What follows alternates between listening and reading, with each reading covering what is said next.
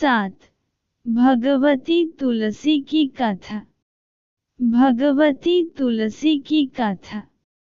एक बार देवराज इंद्र देवगुरु बृहस्पति के साथ भगवान शिव का दर्शन करने कैलाश गए।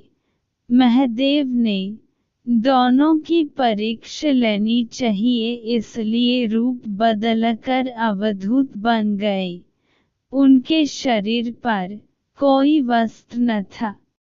उनका शरीर जलती हुई अग्नि के समान धधक रहा था और अत्यंत भयंकर नजर आते थे। अवधूत दोनों के रास्ते में खड़े हो गए। इंद्र ने एक विचित्र पुरुष को रास्ते में खड़े देखा तो चौंके। इंद्र को देवराज होने का गर्व घेरने लगा। उन्होंने उस भयंकर पुरुष से पूछा, तुम कौन हो? भगवान शिव अभी कैलाश पर विराज रहे हैं या कहीं भ्रमण पर हैं? मैं उनके दर्शन के लिए आया हूँ।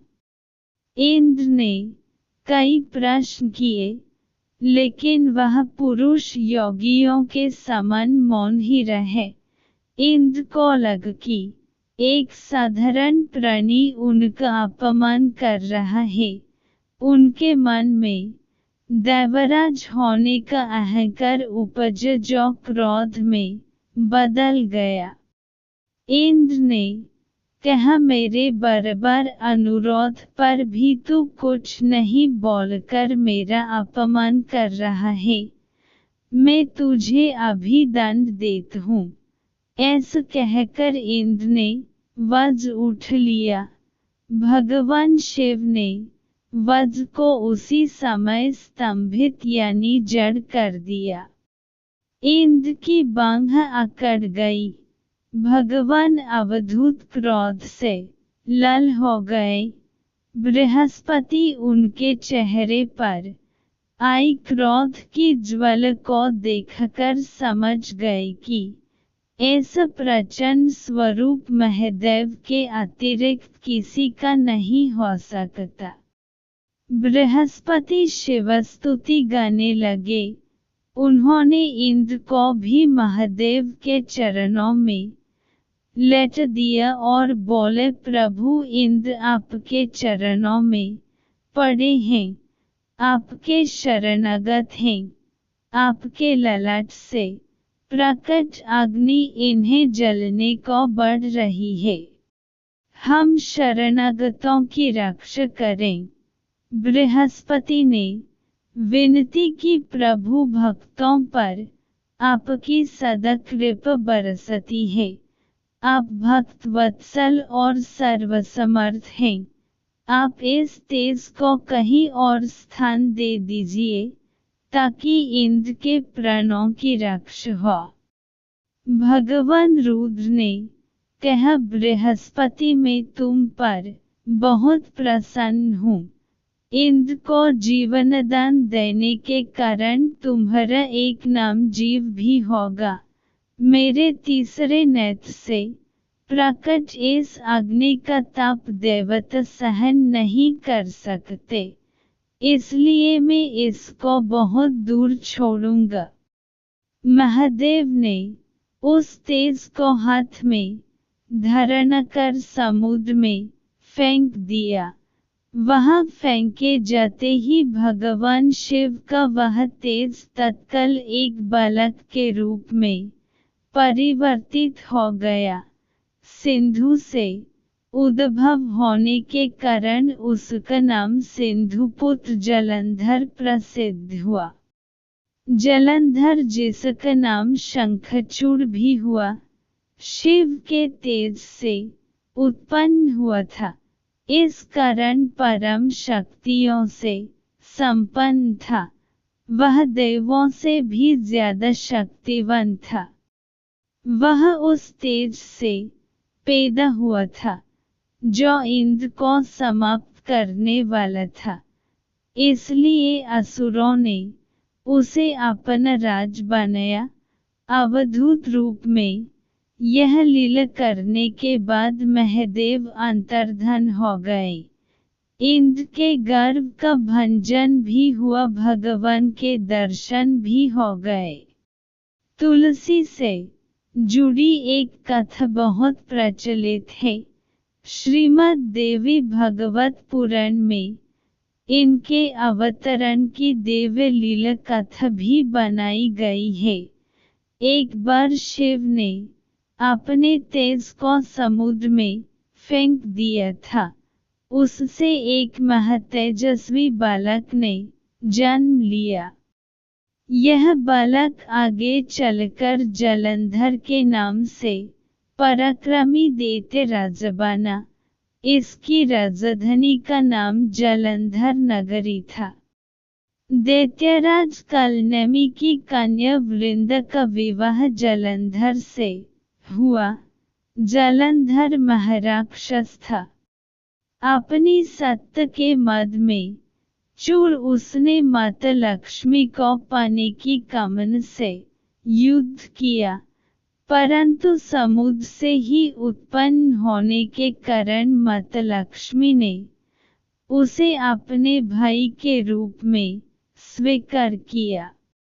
वहां से पराजित होकर वह देवी पार्वती को पाने की लालसा से कैलाश पर्वत पर गया। भगवान देवाधिदेव शिव का ही रूप धर कर माता पार्वती के समीप गया, परंतु मन ने अपने योगबल से उसे तुरंत पहचान लिया तथा वहां से अंतर्ध्यान हो गई। देवी पार्वती ने क्रुद्ध होकर सारा वृत्तांत भगवान विष्णु को सुनाया। जलंधर की पत्नी वृंदा अत्यंत पतिव्रता स्त्री थी। उसी के पतिव्रत धर्म की शक्ति से जलंधर न तो मारा जाता था और न ही पराजित होता था। इसलिए जलंधर का नाश करने के लिए वृंदा के पतिव्रत धर्म को भंग करना बहुत जरूरी था।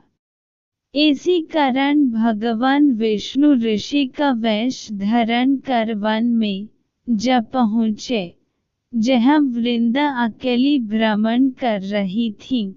भगवान के साथ दो मायावी राक्षस भी थे, जिन्हें देखकर वृंदा भयभीत हो गई।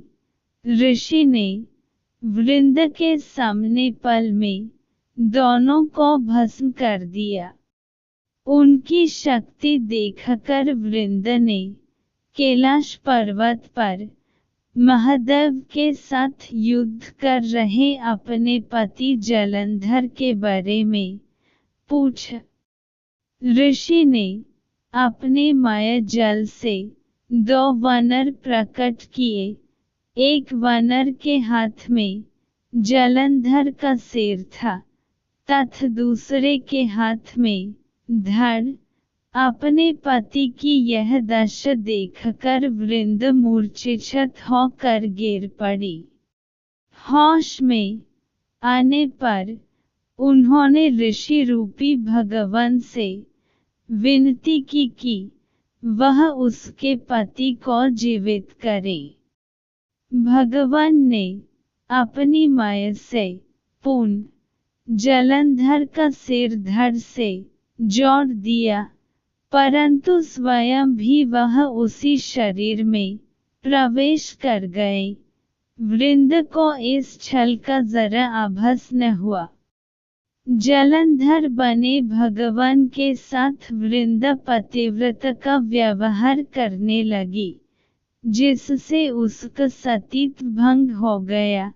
ऐसा होते ही वृंदा का पति जलंधर युद्ध में हार गया। इस सारी लीला का जब वृंदा को पता चला तो उसने क्रुद्ध होकर भगवान विष्णु को शिला होने का श्राप दे दिया तथा स्वयं सती हो गई। जहाँ वृंदा भस्म हुई वहाँ तुलसी का पौधा उगा। भगवान विष्णु ने वृंदा से कहा, हे वृंदा, तुम अपने सतीत्व के कारण मुझे लक्ष्मी से भी अधिक प्रिय हो गई हो।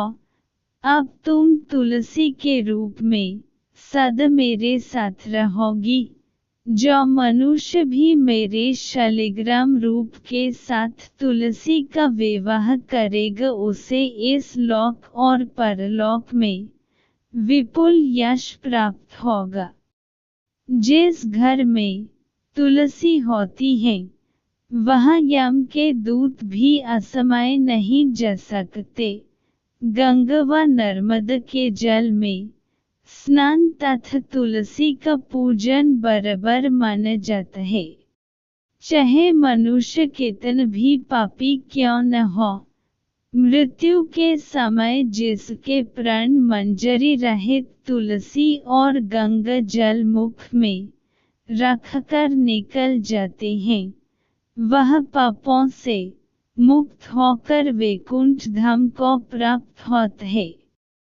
जो मनुष्य तुलसी व आंवलों की छाया में अपने पितरों का श्राद्ध करता है, उसके पितर मोक्ष को प्राप्त हो जाते हैं। उसी दैत्य जालंधर की यह भूमि जालंधर नाम से विख्यात है। सती वृंदा का मंदिर मोहल्ला कोट किशनचंद में स्थित है। कहते हैं इस स्थान पर एक प्राचीन गुफा थी जो सीधी हरिद्वार तक जाती थी।